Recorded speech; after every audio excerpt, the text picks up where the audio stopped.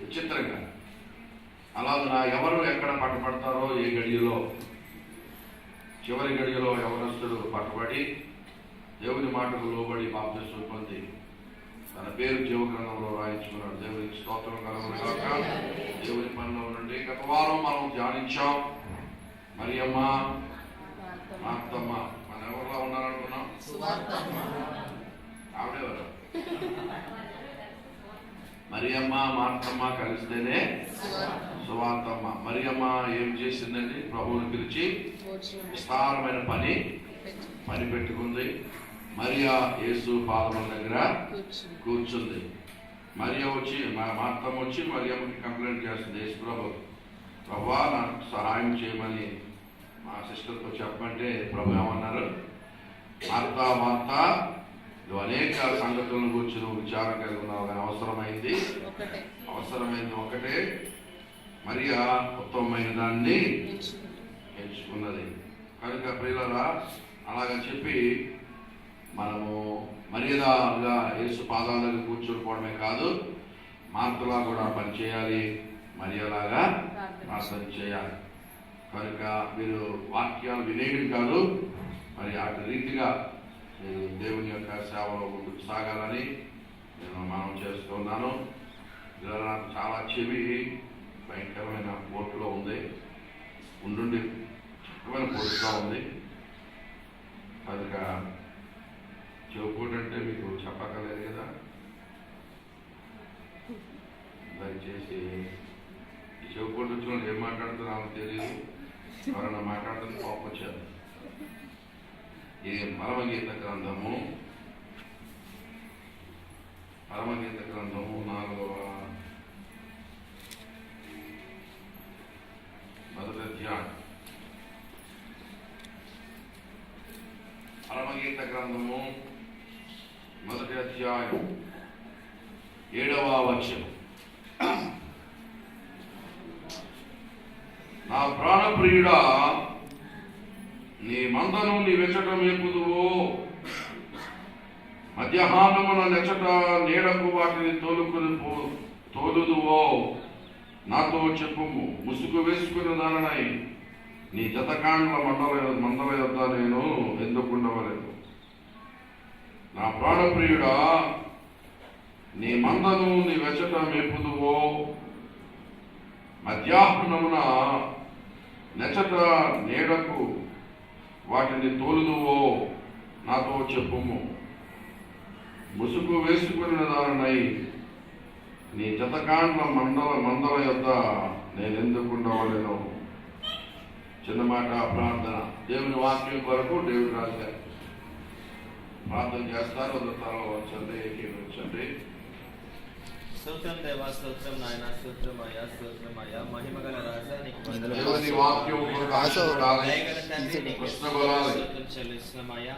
ప్రేమించేవాడా, ఆదరించేవాడా, ఆదుకునే దేవా నీకే స్తుతులు స్తోత్రం చెల్లిస్తున్నామయ్యా. ఏ యోగ్యత లేని మమ్మల్ని నాయన ప్రేమించిన దేవా, నీ వాక్ శక్తితో మమ్మల్ని మాతో నాయన మాట్లాడండి, మమ్మల్ని బలపరచండి. మా ఆత్మలో నాయన బలం పొందుకొని, ఆత్మలో తీవ్రతను పొందుకొని నిన్ను మహింపరిచే భాగ్యం దయచేయండి. నీ మాటలు మేము అర్థం చేసుకునే జ్ఞానం దయచేయండి బాబు. మా కన్నులు తెరవచేయండి బాబు, నిన్ను చూచే కన్నులు దయచేయండి. నీ మాట కాబడి నీ అందులో భయభక్తులు కలిగి జీవించే భాగ్యం దయచేయమని దాసుడి ద్వారా మాతో మాట్లాడమని యేసయ్య నామమున ప్రార్థన చేస్తున్నాను తండ్రి. ప్రభువునందు మిక్కిలి ప్రియులారా, ఆరాధన మరి మనం ఉదయకాలానికి మార్చుకున్నాం. ఇది ఈ ఏర్పాటు బాగుందా, అనుకూలంగా ఉందా? వృత్తిని ఆరాధిస్తే చాలా బాగుంటుంది, మంచి వాతావరణం, అనుకూలం. ఇబ్బంది ఏమిటంటే లేవడం అంటే కష్టం. బిలీగ్రామ్ గారు అన్నారు ఒకసారి, పరలోక రాజ్యంలోకి వెళ్ళిన తర్వాత నేను ఒక వింత చూస్తానన్నాడు. ఏమిటంటే వింత, వీళ్ళస్సలు పరలోక రాజ్యంలో ఉండరు అనుకున్నవాడు నాకు ఉన్నారట. ఈ గ్యారంటీ అనుకున్నవాడు కనపడ్డాడు. ఈయన అసలు పరలోక రాజ్యంలో గేట్ దగ్గర కూడా రారు అనుకున్న వాళ్ళు పరలోక రాజ్యంలో ఉంటారట. పరలోక రాజ్యంలో గ్యారంటీ అనుకున్న వాళ్ళేమో అక్కడ కనపడ్డాడు. బిలిగ్రామ్ చెప్పారు. అలాగున ఈ చర్చిలో పొద్దున్నే ప్రార్థన కానీ కొంతమంది కనపడరు అనుకున్నాను, వాళ్ళే కనపడ్డారు అన్నమాట. వీళ్ళు ఖచ్చితంగా ఉంటారు అనుకున్నాను, వాళ్ళు లేదు. చాలా దూరం. ఎవరు చంటికి అనిల్కి చాలా దూరం, లేట్ అవుతుందేమో. స్వప్న మీద అసలు లేగలేదేమో. స్వప్న మీద లేచిందంటే లేదో లేచింది మహిళా లోకం అనుకోవచ్చు అని కొంతమంది గురించి అనుకున్నాను. కానీ వాళ్ళే ముందున్నాను. దేవునికి స్తోత్రం. కనుక ఉదయకాలపు ఆరాధనకు అలవాటు అయితే మంచిది. సమ్మర్ వస్తుంది కనుక నాకు కూడా మిగిలిన సంఘాలను చూసుకోవడానికి అవకాశం ఉన్నది. నెమ్మదిగా మీరు అలవాటు అవ్వాలని మనం చేస్తాను. Okay, thank you very much. ప్రియమైన దేవుని బిడ్డలారా, సొలొమోను పరమగీత గ్రంథము, it is a metaphor, it is an allegory, it is an epithalamion, it's pastoral అని మీకు గతంలో జ్ఞాపకం చేశాను. ఈ సొలొమోను పరమగీతము ప్రియులారా చాలా మధురమైనటువంటి గీతము.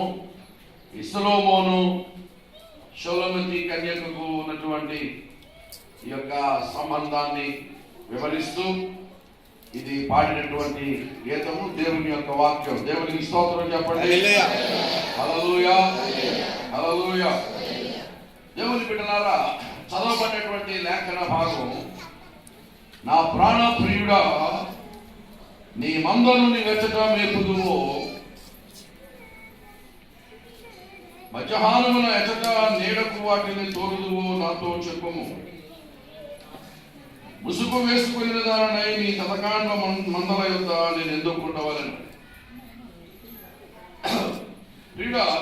ప్రియులారా, షోలమతి కన్యక ఈ లేఖన భాగంలో ఆమె పలుకుతున్నటువంటి మాటలు, నా ప్రాణ ప్రియుడా. దేవుని బిడ్డలారా, క్రైస్తవ్యములో చాలా మందికి అర్థం కానటువంటి విషయం ఏమిటంటే,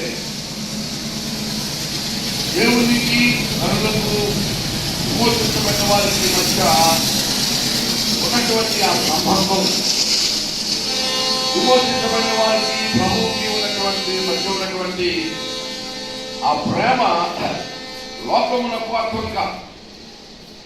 నిజంగా క్రైస్తవుల యొక్క ఆరాధన చూసినప్పుడు, క్రైస్తవుల యొక్క భక్తి చూసినప్పుడు, దేవుని పట్ల క్రైస్తవులకు ఉన్నటువంటి ఆ యొక్క అనురాగాన్ని చూసినప్పుడు చాలా మందికి న్యాచురల్ గానే కొంత ఆశ్చర్యం అనిపిస్తుంది.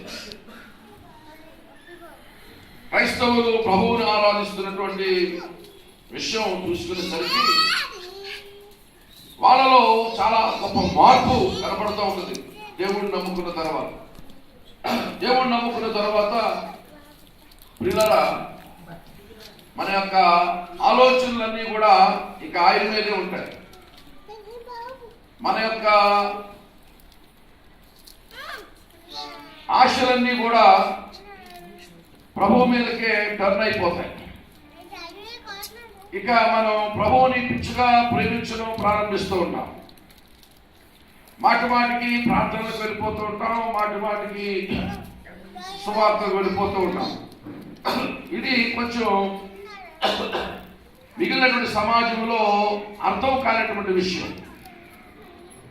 అక్కడికే వెళ్ళిపోవాలా, ప్రార్థనకే వెళ్ళిపోవాలా, మనసులో ఉంటే చాలదా అని అనుకుంటూ ఉంటారు. అయితే దీనికి కారణం ఏమిటంటే, ఒక వ్యక్తి క్రైస్తవుడిగా మారగానే, ఒక వ్యక్తి బాప్తిస్మం పొందగానే, లేక ఒక వ్యక్తి సువార్త విశ్వసించగానే అతడు దేవకుమారునితో ప్రేమలో పడతాడనే విషయం సమాజానికి అర్థం కాదు, తెలియదు ఆ విషయం. డైరెక్ట్ గా అంతవరకు దేవునికి దూరంగా ఉండి, దేవుడిని దూషించి, దేవుని తెలియక ప్రవర్తించిన వారు ప్రభువును గురించిన జ్ఞానంలోకి వచ్చిన తర్వాత, ప్రభువు వారిని విమోచించడానికి ప్రభువు చేసినటువంటి త్యాగాన్ని, ఆ ప్రేమను వారు అర్థం చేసుకున్న తర్వాత ఇక వాళ్ళు తిరిగి ప్రభువుని ప్రేమించడం మొదలు పెడతారు. ప్రేమించి ఎంతవరకు ప్రేమించడం మొదలు పెడతారంటే వాళ్ళకి ఎంతవరకైనా వెళ్తారు. ఎంతవరకు వెళ్తారని మన చరిత్ర చూస్తే పిల్లరా, వారు ప్రాణం పెట్టినంతగా కూడా ప్రభువుని ప్రేమిస్తూ ఉంటారు. ఎందుకంటే ప్రేమ అనేటువంటిది అది మరణమంత బలవంతమైనది అని దేవుని యొక్క వాక్యం సెలవిస్తా ఉంది. దేవుడు మానవుల కొరకు ఎందుకు చనిపోయాడు? దేవుడు మానవుల కొరకు చనిపోవలసిన పనేమిటి అని మనం ఆలోచన చేస్తే ఒకే ఒక కారణం కనపడుతుంది, ఏంటంటే ప్రేమ. ప్రేమ ఎంత బలమైంది, ఎంత బలవంతమైంది అని మనం ఆలోచన చేసినట్లయితే, ఎంతవరకు ఒక వ్యక్తిని మనం ప్రేమించగలము అని ఆలోచన చేసినట్లయితే పిల్లరా, అది ప్రాణం పెట్టినంత వరకు మా ప్రేమించగలిగిన కెపాసిటీ ఆ ప్రేమలో ఉంది. ప్రేమ అలా లీడ్ చేస్తుంది. దేవుడు మనకు ప్రాణం పెట్టడానికి గల కారణం ప్రేమే. మనము తిరిగి ప్రభువుని రీతిగా సేవించగలగడానికి, ప్రభువుకు మన త్యాగాలు మనం చేయడానికి కారణం ప్రేమే. సో ద మెయిన్ మోటివ్ క్రిస్టియానిటీలో ఉండేటువంటిది లవ్ డామినేట్స్ ఎవ్రీథింగ్. మిగిలినటువంటి తాత్విక చింతనలో మిగిలినటువంటి ఆశీర్వాదాల మీద, దీవెనల మీద ఆధారపడి ఉంటుంది. కానీ క్రైస్తవ ఇంటరాక్షన్ లో దేవునికి విశ్వాసికి మధ్య అది మాక్సిమం గా మనం లీడ్ చేసేటువంటిది దేవుని మీద మనకున్న ప్రేమ. దేవునికి స్తోత్రం చెప్పండి. ఎందుకంటే దేవుని ప్రేమను మనం రుచి చూచాం కనుక, నేను ఎంతగా నిన్ను ప్రేమించానని దేవుడు తన 2 చేతులు చాపుకుని కలువరి శిలువలో భయంకరంగా మన కొరకు మరణించడం మనం చూచాం. అలాగున ఆయన మరణిస్తే తప్ప, అలాగున ఆయన మనకు వచ్చి ప్రాణం పెడితే తప్ప మనకు విమోచన లేదు అనేటువంటి విషయాన్ని మనం గమనించాం. మన కన్నులు తెరవబడ్డాయి. అలాగున కనుక ఆయన మరణించి ఉండకపోతే మానవులము నిత్యనాశనానికి వెళ్ళిపోతాం కదా అనే సత్యం మనకు అర్థమైనప్పుడు, దేవుని పెట్టారా, అప్పుడు మనకు దేవుని ప్రేమ ఏంటో మనకు అర్థమవుతుంది. కనుక నేను మొన్న బ్రహ్మానందం ఇంటర్వ్యూ చేశాను. బ్రహ్మానందం ఇంటర్వ్యూలో మాట్లాడుతూ బ్రహ్మానందం నేను చేయవలసి వస్తే 3 విషయాలు నేను ఏం చేద్దాం అనుకుంటానంటే అన్నాడు, దేశాన్నే మళ్ళీ పనిలో జాయిన్ చేసి, ఏంటంటే దేశాన్నే మనుషుల పనిలో జాయిన్ చేయడం కదా, డైరెక్ట్ దేశం మొత్తంతో కూడా మళ్ళీ స్కూల్లో జాయిన్ చేసి అసలు సత్యం అంటే ఏంటో అసత్యం అంటే ఏంటో వాళ్ళకి బోధించాలి. దేవుడు ఒక్కడే అన్న సంగతిని బోధించడానికి నాకు కనుక చేసేటువంటి కెపాసిటీ ఉంటే, నేను దేశాన్నంతటినీ కూడా మళ్ళా స్కూల్లో జాయిన్ చేసి మొదటి నుంచి కూడా మరలా వాళ్ళకి రూడిమెంట్స్ నేను టీచ్ చేసేటువంటి ఆశ నాకుంది అన్నాడు. మూలోపదేశం చేయాలి, వాళ్ళకు ఓనామాలు నేర్పించాలి, వాళ్ళకు అక్షరాభ్యాసం చేయించాలి. దేశము అంతగా దేవుని నుంచి దూరం అయిపోయింది అని ఒక కాన్సెప్ట్ లో బ్రహ్మానందం ఇంటర్వ్యూ ఇస్తే ఆ పేపర్ చదివాలి. దేశాన్ని ఎందులో జాయిన్ చేయాలంటే మళ్ళా దేశాన్ని స్కూల్లో, దేశమా బళ్ళో, ఏ బళ్ళోను సత్యవేద పాఠశాల, సత్యవేద పాఠశాల. ఏది సత్యము? దేవునికి ఇన్ని రూపములేంటి? 33 billion gods are there in India. 33 billion gods are there in India. వీళ్ళందరికీ ఏకరూపము, దేవునికి ఒకే ఒక స్వరూపాన్ని నిర్ణయించడానికి దేశమంతా కూడా మళ్ళా స్కూల్లో జాయిన్ అవ్వాలి. మరలా చీకట్లో నుంచి మనుషులందరూ కూడా వెలుగులోకి రావాలి. మనుషులందరూ కూడా సత్యములో నుండి అసత్యములో నుండి సత్యములోనికి రావాలి. నాకు అదొక ఆలోచన ఉంది అన్నాడు. ఇంకో మాట చెప్పాడు, యేసు ప్రభు ప్రాణం పెట్టినప్పుడు మనుషులందరి కొరకు ఆయన ఎందుకు పెట్టాడో, ఆయన మనసులో రేగినటువంటి ఆలోచనలు ఏంటో నాకు తెలుసుకోవాలని ఉంది అన్నాడు. ఎవరు? యేసు ప్రభు సర్వమానవుల కొరకు ఆయన దేవకుమారుడు భూలోకంలోకి వచ్చి మానవులకు పాప పరిహారాలతో కొరకు చనిపోయేటప్పుడు ఆయన మనస్సులో, సిలువలో చనిపోతున్న ముందు ఆయన మనస్సులో రేగినటువంటి విషయాలు ఏమిటో నాకు తెలియాలి, తెలుసుకోవాలనేటువంటి ఆలోచన నాకు ఉంది అన్నాడు. కనుక దేవుని బిడ్డారా, సో బేసికల్ గా మనల్ని ఈ భక్తిలో నడిపించేటువంటిది ప్రేమ. ఇడిస్లో ఎందుకురా ఇలాగ పిచ్చకపోతున్నావు అంటే ఏంటి కారణం? విడిచిపో. అది ప్రేమ ఎంత బలవంతమైందండి? మరణం అంతా బలవంతమైంది. అదర్వైజ్ అందుకనే ప్రభు ఏం పెట్టగలిగాడు? ప్రాణం పెట్టగలిగినటువంటి వాడు. ఆయన తండ్రితో కూడా ఉండుట విడిచిపెట్టకూడని భాగ్యమని ఎంచుకొని ఆ దాసుల రూపం ధరించుకొని ఆ మహిమ లోకములో దేవుని బిడ్డల దేవదూతల చేత నిత్యము పరిశుద్ధుడు పరిశుద్ధుడు పరిశుద్ధుడు అని హ్యాపీగా కొనియాడబడుతూ తండ్రితో సమానంగా కూర్చుని సీట్లో ఉన్నవాడు ఈవేళ సమస్తమును విడిచిపెట్టి అంటే మట్టి శరీరం ధరించుకొని ఇక్కడ మన మధ్యకు రావడానికి కారణం చెప్పండి, చెప్పండి. కారణం love. At the same time షోలమితి కన్యకు కూడా అదే ప్రేమ కలిగి అంటుంది, నా ప్రాణప్రియుడా నీ మందను నీ వెచ్చట మేపుదువో నాకు తెలియచేయి. దేవుని బిడ్డలారా, దట్ ఈస్ ది కమ్యూనియన్. ఒక విశ్వాస యొక్క దేవుడిని తెలుసుకున్నటువంటి ఒక వ్యక్తి యొక్క ఆశ అలా ఉంటుంది, కోరిక అలా ఉంటుంది. ఎందుకంటే దేవునితో సహవాసం కోరుకుంటామా? దేవునికి స్తోత్రం కలుగునుగా. చెప్పండి, ఎవరితో సహవాసం కోరుకుంటాం? ఒక రక్షణ పొందిన తర్వాత, ప్రభువునందు విశ్వాసం ఉంచిన తర్వాత, దేవుని రక్షణ చేత కడగబడిన తర్వాత మేజర్ గా మనం కోరుకునేది దేవునితో సహవాసం. ఇంటిమసీగా నీకు ఏం కావాలంటే మనం కోరుకునేదంటే నువ్వే కావాలి. మాకు ఏం కావాలి? నీవే కావాలి. నీ సహవాసం కావాలి. నువ్వు ఎక్కడ వెళ్తావో నీ మంద చెప్తే నేను ఆ మంద దగ్గరికి నీ దగ్గరికి నేను వస్తాను. That is the desire of the Shulamite. And that must also be the desire of every believer. మనలో ఆ ఆశ ఖచ్చితంగా ప్రస్ఫుటంగా కనపడాలి. నా ప్రాణప్రియుడా నీ మందను నీ వెచ్చట మేపుతావో మధ్యాహ్నం మందు వాటిని నీడకు ఎక్కడ తోలుకెళ్తావో చెప్పు, నేను అక్కడికి వచ్చేస్తాను. అక్కడికి వచ్చేసి నీతో నేను ఉంటాను. దేవుని బిడ్డలారా, that is the longing of the heart of the Shulamite lady. శూన్యనీయుల యొక్క హృదయ వాంఛ దేవునితో సహవాసం చేయాలని. దేవునికి స్తోత్రం చెప్పండి. Hallelujah. So communion with God. తుప్పి ఇంటి వాగుల కొరకు ఆశపడినట్టు యావా నా ప్రాణము నీ కొరకు ఆశ.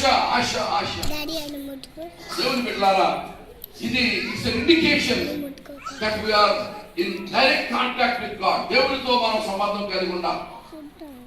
ఆ ఆశ మనల్ని ప్రేరేపిస్తూ ఉండాలి, ప్రోత్సహిస్తూ ఉండాలి. తుప్పి ఎలాగైతే నీటి వాగుల కొరకు ఆశపడుతుందో, దేవా నీ సహవాసం కొరకు నేను అంతా ఆశపడుతున్నాను. నా ప్రాణప్రియుడా నీ మందను వెచ్చట మేపుతావు. దేవుని మందను నువ్వెక్కడ మేపుతున్నావు? ఇంట్లోనా? నువ్వెక్కడన్నా గృహంలో నీ మందను మేపుతున్నావా? ఒక గృహ కూడికలో నువ్వు మాట్లాడుతూ ఉన్నావా? దేవునికి స్తోత్రం కలుగును గాక.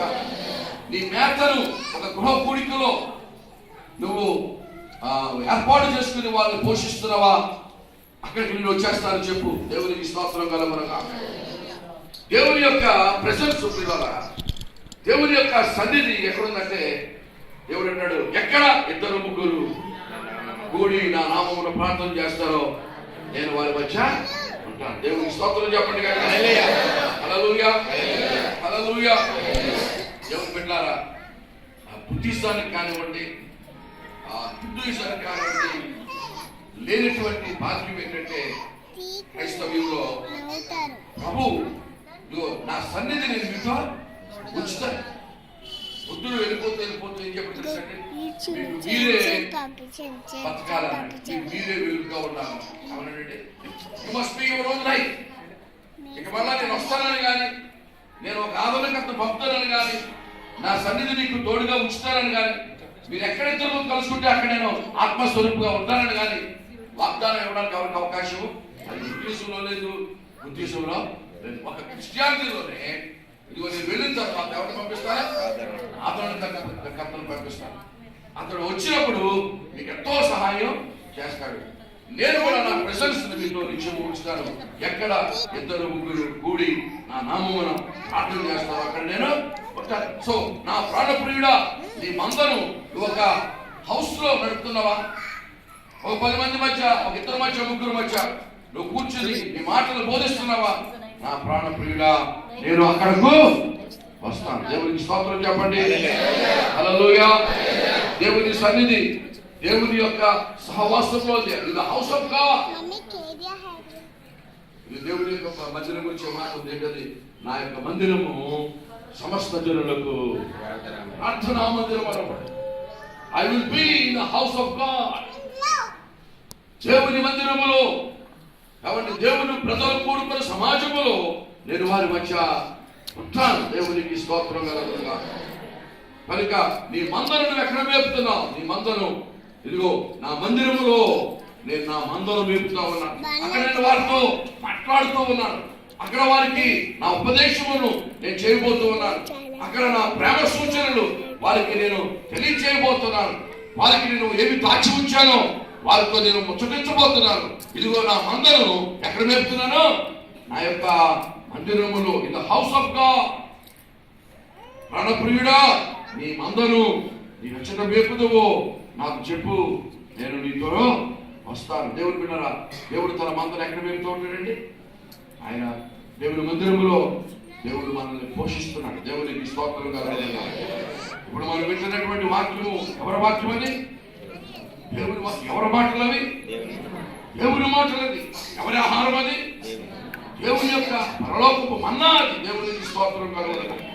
దేవుడు అంటున్నాడు, మనుషులు రొట్టె వల్ల మాత్రము కాదు కానీ దేవుని నోట ఉండొచ్చు. ఈ మాట వల్ల మనుషులు జీవిస్తారు. సో దేవుని నోట వచ్చే మాటల వల్ల మనం బ్రతుకుతాం. కనుక ప్రియుడా, నీ మందను వెచట మేపదు. మధ్యాహ్నమందు నేను ఎక్కడికి? ఈ సీన్ అంతా మీరు ఎలా అర్థం చేసుకోవాలంటే, యేసుప్రభు ఒక గొర్రెల కాపరి. యేసుప్రభు ఒక గొర్రెలు తోలుకుని వెళ్ళాడు. అలాగే గొర్రెలు మిగిలినటువంటి తోలుకున్నటువంటి వాళ్ళు, ఆడవాళ్ళు, మగవాళ్ళు గొర్రెలు మందరం పాస్తూ ఉంటే ఇక్కడ ఈ గొర్రెల కాపరి దగ్గరికి ఆ శూలమతి కన్యక వస్తూ ఉంది. దేవునికి స్తోత్రం కలుగునుగా. హల్లెలూయా.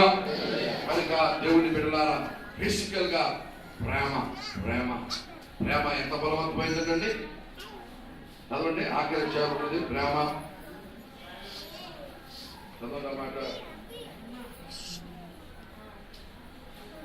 ప్రేమ మరణం అవుతుంది. ఇలా పెట్టావు.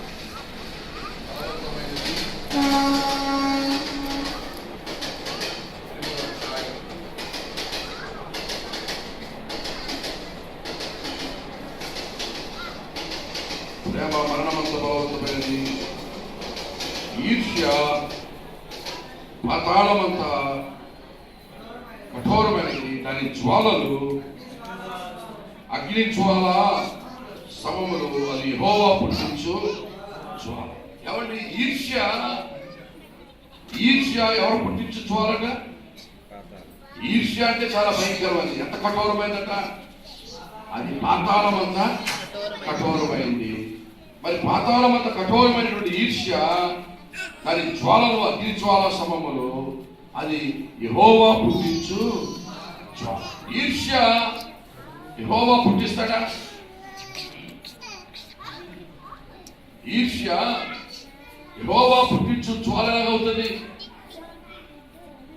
అది ప్రేమను కనెక్ట్ చేసి మాట్లాడుతున్నాడు.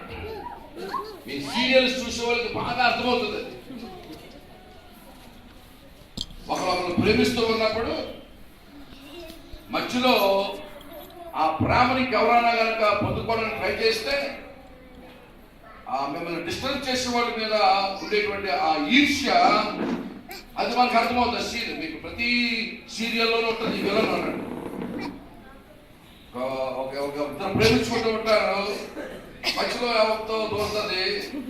వాళ్ళిద్దరికి పక్కా ఫోర్ను. ఇందులో ఎవరు నెగ్గుతారో గెలుస్తారో అని మీరు అలాగా చెవులు అలాగా తిరిగి చూసుకుంటారు. ఇప్పుడు ఈ ప్రేమలో ఈ ఇంటర్ఫైర్ అయింది. పోర్లే ఆవిడ కూడా నాలాంటిదిలే కదా, ప్రేమించని అంటవా ఎవరైనా అంటారండి. ఆవిడ కూడా నాలాంటిదే కదా, నాకు చాలా విశాల హృదయం, ఆవిడ కూడా ప్రేమించినాయి అంటారు. ఇంకొక ఆవిడ కూడా ప్రేమించినాయి. అలా అందరం ఉండరు. ఎప్పుడైతే నీ ప్రేమకు అవతల అటాక్ వచ్చారో నీకు విషపు చూపు వచ్చేస్తుంది. దేవుని బిడ్డారా, దేవుని ప్రేమలో అని అంటాడు. అందుకే మనం దేవుని ప్రేమించినప్పుడు కానీ, దేవుడు మనల్ని ప్రేమించినప్పుడు కానీ, మన ప్రేమను ఎవరైనా దొంగిలిస్తే ఆయన చూడలేడు. దేవునికి స్తోత్రం కలవని ఆయన చూడలేడు. అది చాలా ఈర్ష్య.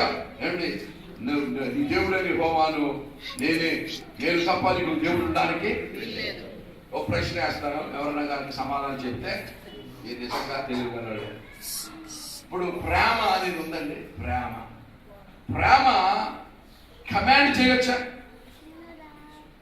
ప్రేమ నువ్వు నన్ను ఖచ్చితంగా ప్రేమించాలి అని కమాండ్ డిమాండ్ చేయొచ్చా? నువ్వు నన్ను ప్రేమించకపోతే నేను చంపేస్తాను. ప్రేమకు అసలు ఆ క్యారెక్టర్ ఉందా? ఇక్కడ మనం టాపిక్ లోకి వెళ్తాను. ప్రేమ అనేది వాలంటరీగా పుట్టాలి.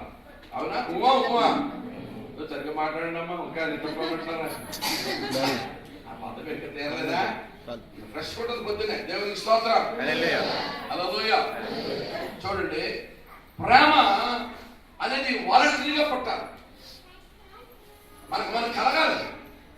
నువ్వు నన్ను ప్రేమిస్తావా లేదా అంటే, ఇప్పుడు నేను ఉన్నానంటే మీరు నన్ను ప్రేమించాలి. నేను యాక్చువల్గా ప్రేమించాలి. నువ్వు నన్ను ప్రేమిస్తావా లేదా అంటే అడిగి లేదే కడుపులో లేదే కౌగులించుకుంటే పెద్దలు అంటారు కదా. సో ప్రేమను డిమాండ్ చేయొచ్చా, వాళ్ళు కమాండ్ చేయొచ్చా? కానీ బైబిల్లో ఈ దేవుడైన యెహోవాను నువ్వు నన్ను ఖచ్చితంగా ప్రేమించాలి. నేను తప్ప వేరొక దేవుడిని ఉండడానికి వీలు లేదు. అదేంటి నా ఇష్టం. అలాగా నిర్ణయం బాగుందా? అలాగ ప్రేమింప చేయగలమా? పునానికి భయపడి ఉమ్మన్నా కానీ లోపల మనకు ఉంటుంది. ఏంటి ఉంటుంది, లోపల పుట్టాలి కదండి. మరి ఎందుకు దేవుడు అలాగా చెప్పాలి? ప్రేమ వరకు మామూలు లోక సంబంధమైన ప్రేమ అయినా, పూర్వకాలం ఒక అమ్మాయిని ప్రేమించాలంటే చెప్పాను మీకు, ముందు గోదావరి గట్టు ఉంది, పచ్చి మీద చెట్టు ఉంది, చెట్టు కొమ్మను పెట్టుంది, పెట్ట మనసులో ఏముందంటే వారు నిలబట్టి ముందు గోదావరి గట్టు చెప్పాలని ఎలా అంట, తర్వాత చెట్టు కొమ్మ పెట్టు కదా. ఇప్పుడు అలా కాదు, ప్రేమిస్తారో దేశ దేశం మొక్క మీద చూస్తున్నాం, రెగ్యులర్గా మన పేపర్లో చూస్తున్నాం. సో ఈ లోక సంబంధమైన ప్రేమ విషయంలో కూడా ఏమొచ్చేసింది? మార్పు వచ్చేసింది. అప్పుడు మనం ఏమంటున్నాం, ప్రేమ అవతల పుట్టాలి తప్ప మనం దాని కమాండ్ అని. దేవుడు నువ్వు ఖచ్చితంగా నన్ను ప్రేమించాలి అంటున్నాడు. అదే న్యాయమా? ఎలాగ న్యాయం అవుతుంది? ప్రాణము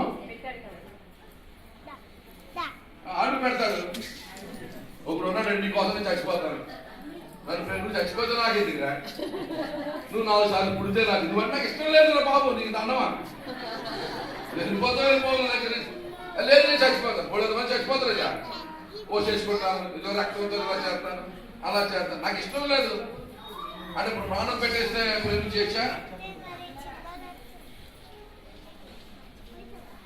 దేవుడు అలా అనడంలో ఆయన మీనింగ్ ఉందా? మనల్ని ఇబ్బంది పెట్టే కాకపోతే వారికి అది న్యాయమని ఆయన ఎవరికి నచ్చిన నన్ను ప్రేమించుకోలేను. ఆయన కొంతమంది వెంకటేశ్వర ఇష్టం, కొంతమంది ఆంజనేయుడు ఇష్టం, కొంతమందికి సాయుడు అల్లా ఇష్టం, కొంతమంది ఎవరికో ఇష్టం. ఎవరు నచ్చిన నన్ను ప్రేమించుకోలేకుండా నువ్వు అందరూ నన్నే ప్రేమిస్తావు లేదని పేకలు పువ్వుకుంటావు. నాకు ఇష్టం లేదు బాబు నీ పక్కన, మా సొసైటీకి నువ్వు సెట్ అవ్వవు, మా వంశంలో లేదు బాబు, నువ్వు తప్పుకుంటావా లేదా అంటే ప్రేమిస్తావా?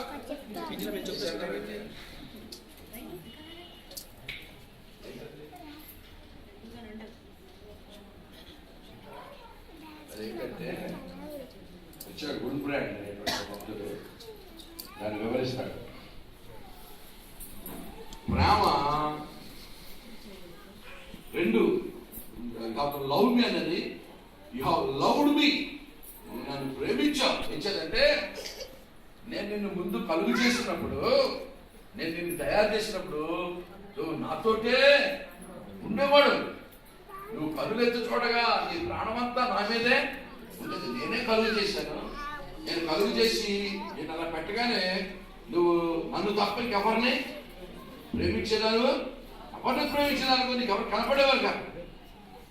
కనుక అప్పుడు నేను ఏమంటానంటే ఆ ప్రేమ రాను రాను రాను రాను సాతాను ఇలా మోసం చేసి నువ్వు బయట తీసుకొచ్చే రకరకాల ప్రలోభాలు చేయించి నిన్ను నాశనం చేశాను కనుక ఇప్పుడు మళ్ళీ ఏమంటానంటే మళ్ళీ నన్ను ప్రేమించు. ఆల్రెడీ ఇంతకుముందు ప్రేమించావు కాబట్టి నేను నిన్ను కలుగు చేశాను కాబట్టి ఇప్పుడు నేను కొత్తగా ఏం చెప్పట్లేదు. నువ్వు ఆల్రెడీ నేనే నీ కలలేదుక ఉండేవాడిని, నన్నే నువ్వు ప్రేమించావు కనుక సాతాను మధ్యలో మోసం చేసి నిన్ను తీసుకువెళ్ళిపోయి ఏవేవో లోక వైభవాలు చూసి నిన్ను నా నుంచి దూరపరిచాడు కనుక నువ్వు ఖచ్చితంగా నేనే నిన్ను కలుగు చేశాను కనుక నువ్వు నన్ను ఇంతకుముందు ప్రేమించావు కనుక నేను తప్ప నీకు ఎవరు లేరు కనుక నువ్వు ఖచ్చితంగా నన్నే ప్రేమించాను. దేవునికి స్తోత్రం కలుగు.